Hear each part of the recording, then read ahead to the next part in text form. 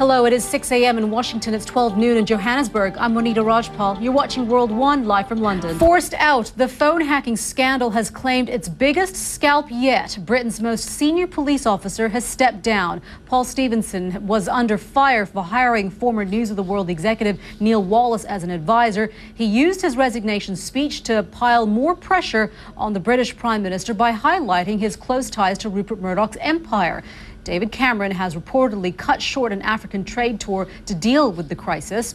Stevenson made his announcement just hours after police arrested News International's former chief executive. Rebecca Brooks was questioned for 12 hours and then released on bail 2 days after handing in her resignation. Well, the British Prime Minister, on his official visit of South Africa, spoke to the press in the last hour about the hacking scandal and Paul Stevenson's resignation. He said his government had moved decisively.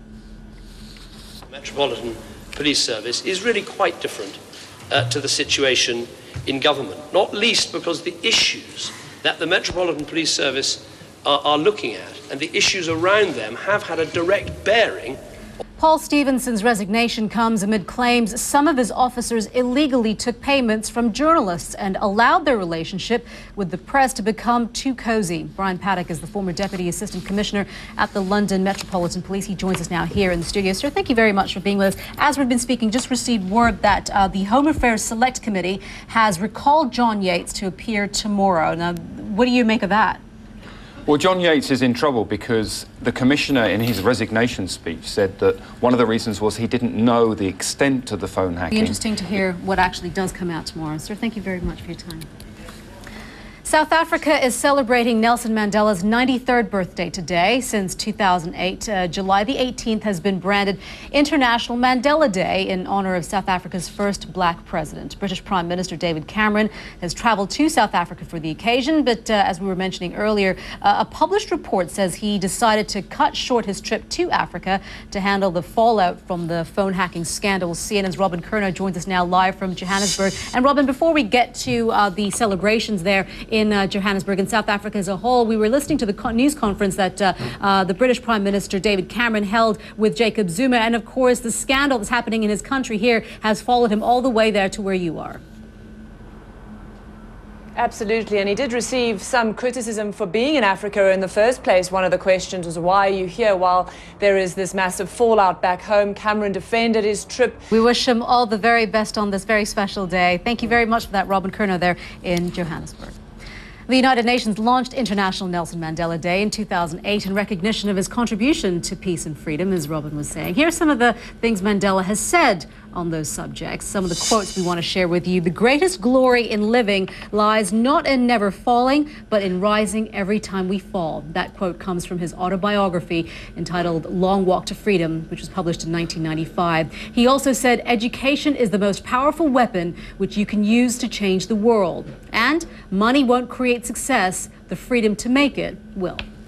You're watching World 1 live from London. Italian Prime Minister Silvio Berlusconi is facing 2 separate trial hearings in Milan as he fights accusations of bribery and having sex with an underage girl. The 74-year-old is accused of paying for sex with a 17-year-old nightclub dancer. Agne is in Milan and she's following the story for us. She joins us now live with the latest. Diana.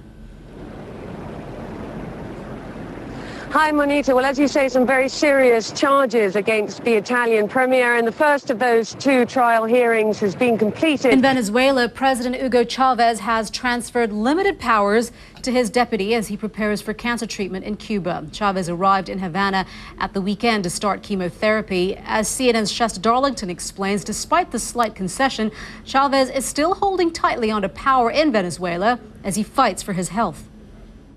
Less than a month after surgery to remove a cancerous tumor the size of a baseball, Venezuelan President Hugo Chavez is back in Havana. As Somalia struggles to cope with that drought, it's a very different story in East Asia, where Typhoon Ma-on is bearing down on Japan with heavy rain already moving in. Meteorologist Ivan Cabrera has the latest now from the World Weather Center. Ivan. Yeah, Monita, we've been seeing the heavy rain bands actually moving in the last about 6 to 12 hours now. We're going to continue to see that, but as far as the damaging winds, the core of the system, that's still well offshore, but it is getting closer and closer here to mainland Japan. Stevenson's resignation came just hours after Rebecca Brooks was arrested and questioned. The former News International boss has been summoned to appear before a parliamentary committee on Tuesday, along with Rupert Murdoch and his son James. But there are concerns that her arrest could prevent her from answering questions. Dan Rivers is outside the British Houses of Parliament with more on that. Dan, of course, the question is, with an ongoing investigation, will Rebecca Brooks even be able to say anything?